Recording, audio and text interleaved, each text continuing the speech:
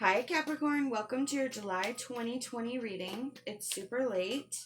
I do apologize, but unfortunately these days that's how I roll. And gonna try to get better. I am shuffling our tarot. Okay, lovely. We have the Wheel of Fortune. This is karmic cycles, new karmic cycle, destiny, fate, all that lovely stuff, a turn in circumstances, definitely a change for the better. Ooh, and the Ten of Cups. So we definitely feel very content, very happy. We could have a lot of love surrounding us. There's a lot of support. I feel like this could also be a lot of release of emotional baggage. It can be a place of emotional contentment as well. And since you have that Wheel of Fortune there with that new cycle, it could just be that you have sort of propelled yourself forward by working on whatever issues you may have thought you had. Definitely could be some inner work that's being done, but it is a completion of a pretty nasty cycle. That is what the 10 represents, a completion of a cycle, allowing energy to create a new one, which is, of course, the Wheel of Fortune. So that's very synchronous. Awesome. 7 of Pentacles. So you have laid a very firm foundation for yourself. You have got all your ducks lined up in a row. You have everything that you need to really make this something. You have done a lot of hard work. You have toiled and sweat and shoveled dirt and just really dug your hands in all the way up to your elbows. It could be physical backbreaking work. It could be just metaphorical, long hours, worrying, doing whatever needs to be done to keep it going, pushing through for that end game. But the 7 of Pentacles is an amazing turn. Definitely sets you up for a brighter and firmer future. Whoa. Hold on, I had some cards pop up. Okay. Wow, Ace of Wands and the Moon. Very nice. So, Ace of Wands, new opportunities, growth, and just amazing fire potential. There's a lot of energy here. There's the Ace is the beginning. It's open. It is unlimited. There's, sky's the limit here. And that is very telling with what you have, is that you not only have, sort of done what needed to be done, it actually, as a byproduct, opened up all this new energy for something that you didn't even expect. Now, the Moon, that's our intuition. And this, I feel like, is incredibly something that you did on it based on your own intuition. You had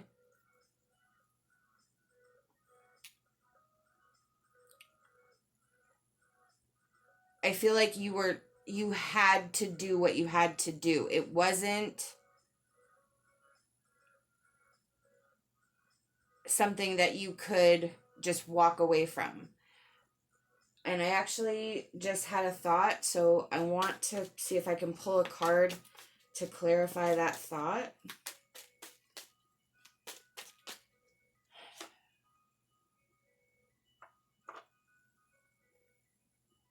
Yeah, the Magician, our own personal power. I feel like you were pulled in this direction, not against your will, but whatever set the wheels in motion, I almost feel like you didn't have a choice. It was something that you just had to do. And it worked. It definitely was the right thing, but it was following your intuition. There could have been a lot of anxiety with this, where you were just constantly questioning if you were doing what's right, but it felt right. The moon is also about illusion and kind of seeing through the crap and, trying to pick out what's true and what's not. So and that would then again go back to the intuition and your own personal power and trusting yourself and your ability to create and manifest. Really, I feel is a very strong force here. Wow, that is super, super intense. Super intense.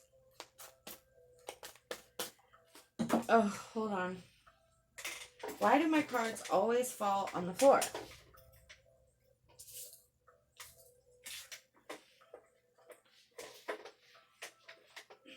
Wow. Discover your life's purpose.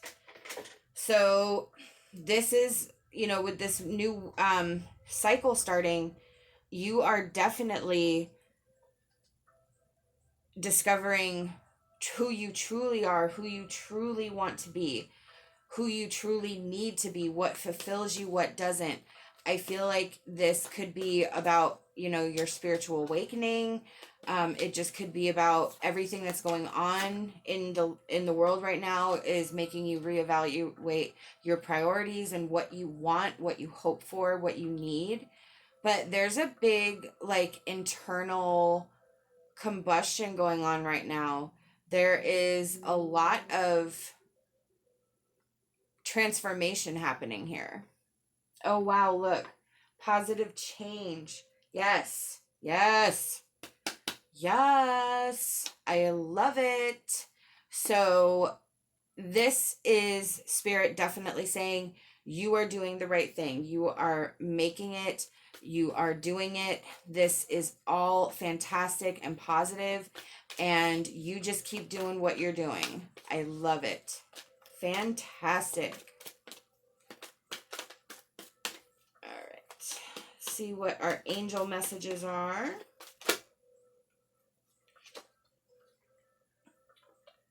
Surrender and release.